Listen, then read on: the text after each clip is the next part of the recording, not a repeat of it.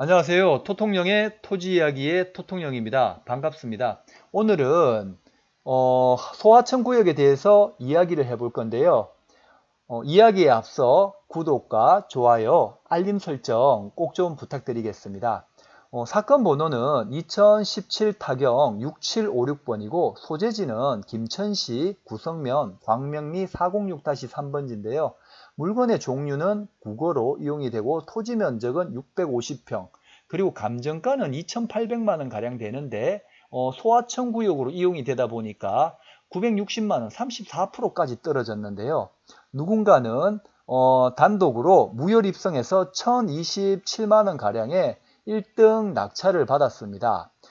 토지 이용 계획 확인을 보니까 광명리 406-3번지는 농업진흥구역이며 소하천구역, 농림지역, 평수는 650평, 일부 도로 및 축사 부지로 이용이 되고 있다고 합니다.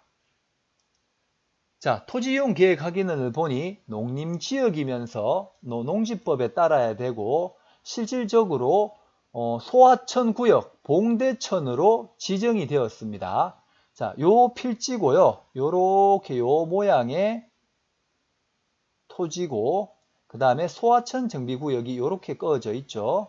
요렇게.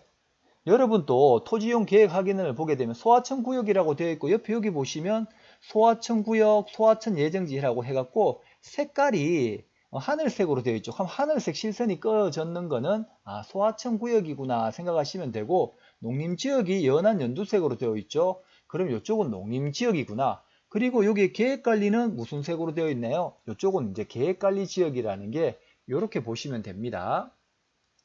자, 네이버 위성 지도를 보게 되면은 요 토지인데요. 요렇게 지금 빨간색 편의 토지입니다.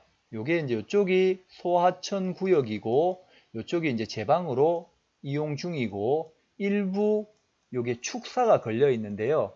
1등으로 낙찰 받으신 분은 물론 소하천 구역이라는 이렇게 구역이 설정이 되어 있어서 유찰이 많이 되었지만은 이 축사의 토지 소유주하고 협상을 벌이기 위해 낙찰을 받으신 건지는 모르겠지만은 제가 오늘 하고자 하는 거는 소하천에 대해서 이야기를 해보려고 합니다. 만일 이런 축사가 없고 법정지상권에 협상해야 될 대상이 없다 그러면은 말 그대로 소하천 구역에 물이 항상 소하천 구역에 물이 이제 차가 있는 곳인데 이곳에 농사를 짓지도 못하고 그렇다고 포장을 함부로 훼손하지도 못합니다.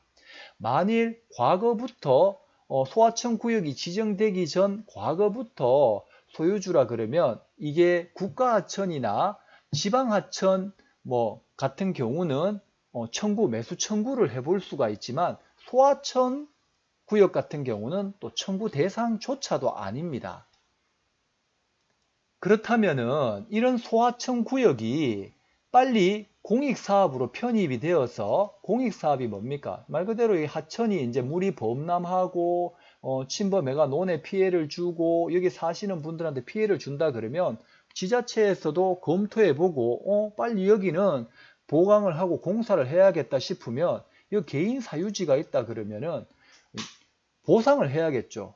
그게 빨리 이루어진다 그러면은 35%대 낙찰을 받아서 제가 100%를 받으면은 대박이지만은 만일 이런 소하천 구역이 김천시에만 53개소 135km 가량 됩니다. 자, 그 말은 무슨 말이냐 하면은 그만큼 소하천 정비구역을 정비하기 위해서는 예산이 많이 투입이 된다는 거죠.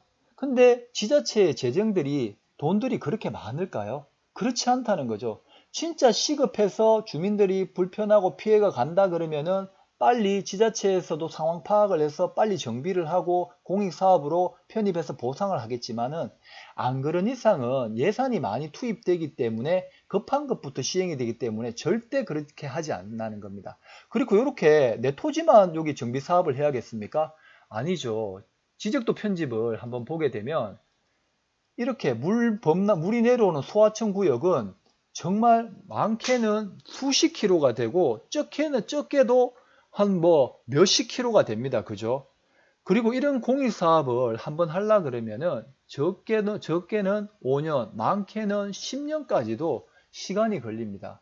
그렇다 보니까 지자체에서도 예산을 잘 편성해 가지고 해야 되다 보니까 이런 게 자꾸 차츰차츰 차후로 밀릴 수밖에 없어요. 그래서 이렇게 하천을 보게 된다 그러면은 지자체에 뭐 문의를 할 때 하천으로 공익사업이 언제쯤 진행이 되는지 물어보셔야 됩니다. 그렇게 해서 기약이 없다 그러면 우리같이 소액 투자하고 과소토지 투자를 하시는 분들은 절대 투자를 하시면 안 되고요. 정말 내 수중에 몇십억이 있는데 이게 뭐 3천, 5천짜리 감정가는 3천, 5천짜리인데 뭐 한 1,000만 원에 500만 원, 1,000만 원에 낙찰 받을 수 있다 그러면은 향후 뭐 30년을 기다리든 50년을 기다리든 손주에게 물려주든 그때 한 뭐 50년, 100년 지나면 차츰차츰 정비하지 않겠습니까? 그때까지 기다리실 것 같으면 모르겠지만은 그 외에는 절대 투자를 하시면 안 되고요. 더군다나 이렇게 사진으로 보게 되면은 과거 소하천 구역 되기 전이든 된 후든 이때는 예산이 없으니까 공익사업을 하지 않고 주민들의 동의를 받아서 이렇게 시멘트 포장을 했었던 걸로 보여지죠. 깨끗하죠. 그죠? 이렇게 깨끗하죠. 면이. 이쪽 면을 봐도 깨끗하게 이렇게 보면 뚝을 했는 거 보니까 예전에 주민 동의를 받아서 그냥 주민들 편의상 해준 것 같습니다. 자, 근데 이런 토지는 또 말 그대로 뭐 돈이 좀 있으신 분들은 진짜 5천만 원짜리 감정가 5천만 원짜리가 뭐 10%, 15%가 뭐 500만 원, 600만 원이 된다 그러면은 또 입찰을 한번 보실 수도 있어요. 왜 이렇게 입찰을 한번 보시냐 하면은 이렇게 소하천 구역에 편입되어 있는 토지 소유주들 있죠. 이렇게 저 낙찰 받은 사람 말고 나머지 토지 소유주들. 자, 여기에 토지 소유주 있을 거고 또 여기에 토지 소유주 있을 거고 이 토지 소유주들의 50% 이상 이 하천 정비를 하자, 소하천을 정비하자 동의를 받아서 관할, 면사무소, 군에다가 뭐 시에다가 정비를 해달라고 심의를 해볼 수가 있어요.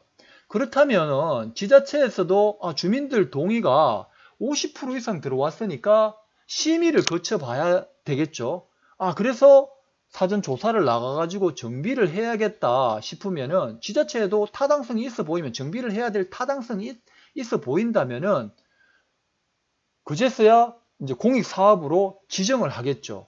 그렇게 투자해보는 방법이 있습니다. 그리고 또 문의를 하실 때 지자체에 전화해서 미리 여기 소하천 구역에 편입되어 있는 토지 소유주들의 50% 이상 동의를 받으면 소하천 정비사업 시행을 심의해 줄 수 있는지 미리 물어보셔야 돼요. 만일 그래서 공익사업이 된다 그러면 시행이 오케이 되면은 정부에서 50%, 관할 지자체에서 50%, 그래서 예산을 가지고 사업 집행을 합니다. 자, 오늘은 소하천 구역에 대해서 알아봤습니다.